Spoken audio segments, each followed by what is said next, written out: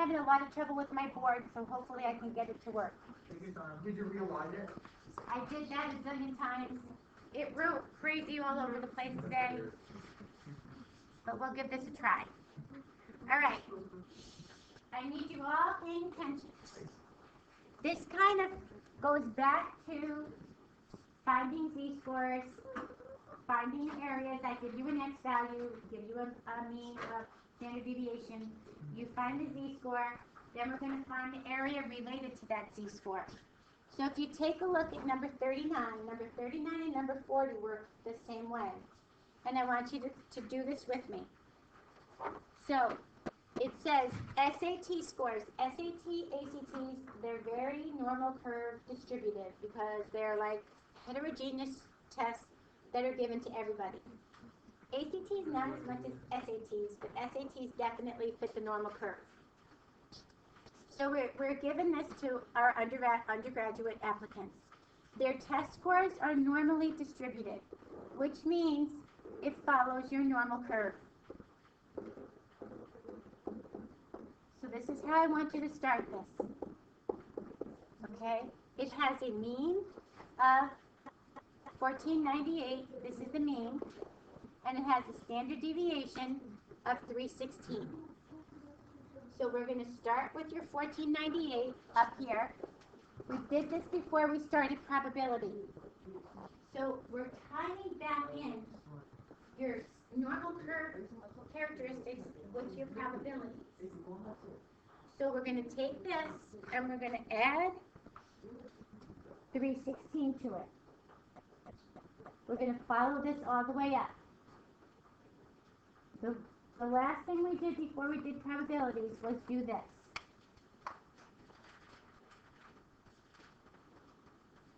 Okay, then you're going to go down. 1182. Just keep subtracting 316 so that we can see where these x values fall. Okay? So now, it has 4 students' scores. So we have an x value of 1920, an x value of 2040, an x value of 2200, and an x value of 1390. So we're going to find the related z-scores. And then we're going to find the probability that falls to the left. Which number? Oh, was it 3 numbers? So you have 1, 2, 3. 1, 2, 3 on both sides. I know, but what's the number of the 3? 22, 24, 46. Huh? Okay. 3, 16. Whoops. Yeah. What'd you get?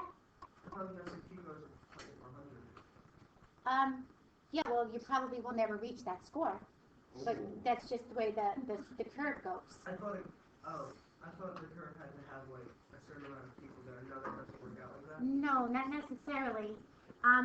What the curve is saying is, if your scores are up to here, you'll have the same amount of kids up here that you will down here. Oh, okay. Yeah, so probably will not reach that. Like the same as if I gave a test in here, and that's a very good point.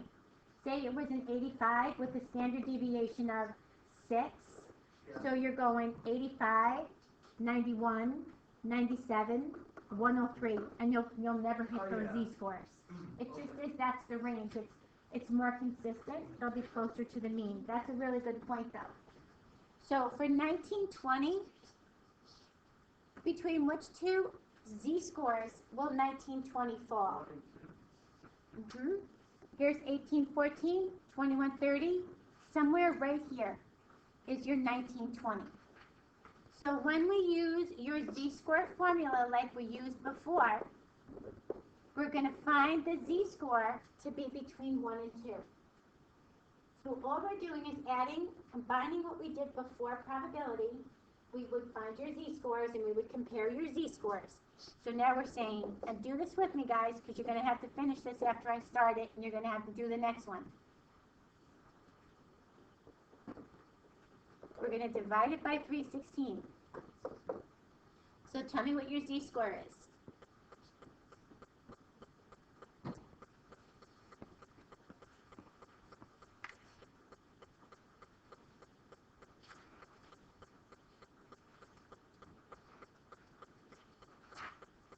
rounded to 2 decimal places. Now, does that make sense? Does it fall 1.34 fall between 1 and 2? Probably a little closer to the 1, right? Now, here was a student that had a score of 1920. I'm a college. I'm looking at their score. The score doesn't really mean that much to me. I look at the mean, I say, yeah, he's over the mean. Where did he exactly, or she, exactly rank in all my students? Were they in the 80th percentile? Did they do better than 80% of the kids? Did they do better than 50% of the kids? So we look up your area to the left. This is going to give you like a ranking. So go to your table, and what do you get? Your area to the left. 909. Good. So this student did better than 91% of everybody that took the test. As a college administrator, that's what I'm looking at. I want to know percentage-wise, where did they fit in? The scores really don't mean a whole lot to me. You tell me the mean, you tell me the score. I'm really not sure what the standard deviation means, but I need to know. This kid was ranked 91 percentile. So if I'm looking for the top 10% of your class, I'm going to take this kid. If I'm looking for the top 5%, I'm not going to take this kid. Maybe I'm Yale or Harvard, and I only want the top 5%. This kid didn't do well enough for me. He's in the 90th percentile, 91st percentile. I wanted the 95th percentile. What if he's in the 94th? Well, Maybe still there's a not. lot of Should we make an extra exception? activities. If my cutoff is 95, Lots of community service. that's what I would look at. So this is what we're looking at when we do this. Now, 1240, where does 1240 fall? Between The 0 and the -1. Guys, so I'm going to calculate my z-score, my x minus the mean, because doesn't that come out to be negative now? So shouldn't I do smaller minus larger? Still x minus the mean. So I'm going to come out with a z-score of negative point something. 82? Thank you, Anna. Now, as a college administrator, I look at his z-score and I say his z-score is negative 0.82. I still don't know what that means. Tell me where he ranked in his class. So your cumulative says from here to here. It accumulates your percentages from the left to the right. So if I look up negative 0.82, what's my percentage? 0.2061. 0.2061. So he's ranked about the 21st percentile. Now, for the college administrator, I want to say, well, maybe I'm going to take anybody like 3/4 of the class. I won't take the lower 1/4. He's not going to make it. If I say I just don't want the lower 10%, he's going to make it. So sometimes when a college administrator or college comes back to you and says, you need to retake your SATs, you need to get 50 more points. I've had kids say to me they need to get like 25 more points. Why would they make me take this for 25 more points? This is probably why. There's a cutoff. And after we come back from the break, we'll work it the opposite way and find out where those cutoffs are. So you're going to do that for the rest of these, and then you're going to do number 40 the same way with the ACTs. The rest of them are very simple because they go back to z-scores and areas. Now, how many of you use the calculator to find your areas for the z-scores? You know when we do second bears, normal CDF? Everybody uses the table? Yeah. Okay. You can also use the calculator when you're given an X value. I'll show you real quick. I don't know if it's going to work for me. Okay. So, real quick. Let's see if I can show you this. All right. I don't know if it's going to let me do this. It wasn't letting me do this today.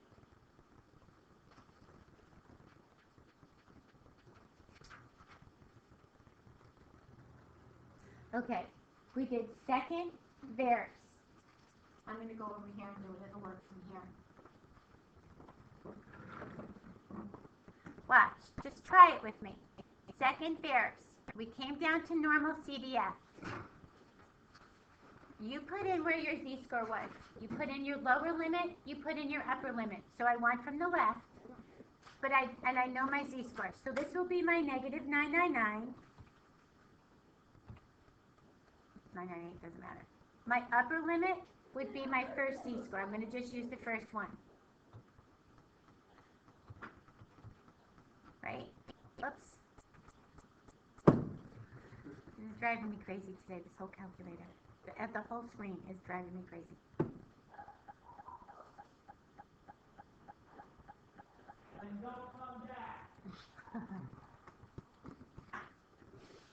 When Mr. Wright yells, he really yells.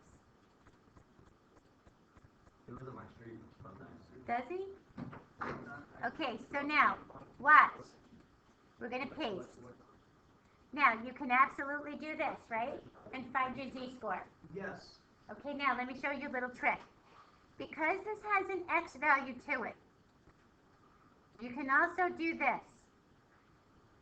Your lower value, negative 999. Your top value, I'm going to use my z-score value. I wanted 1920. Now, my mean now has a mean, 1498. And my standard deviation is 316. So watch what your calculator does. It calculated your z-score.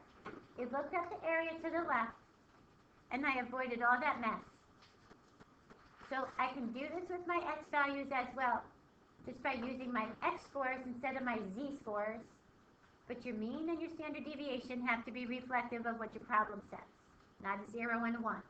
A 0 and a 1 puts you on your standard normal curve with just your z-scores. If you have a mean and a standard deviation and you want to use that, it'll automatically do it. Notice this, guys, right here. This is slightly off from here because our 1.34, we rounded that z-score. And then we looked it up on your table. Your calculator doesn't do that. It doesn't have to round before it looks it up. So your calculator is slightly more accurate than when we did it the long way. So if you like to, you can absolutely use your calculator for this.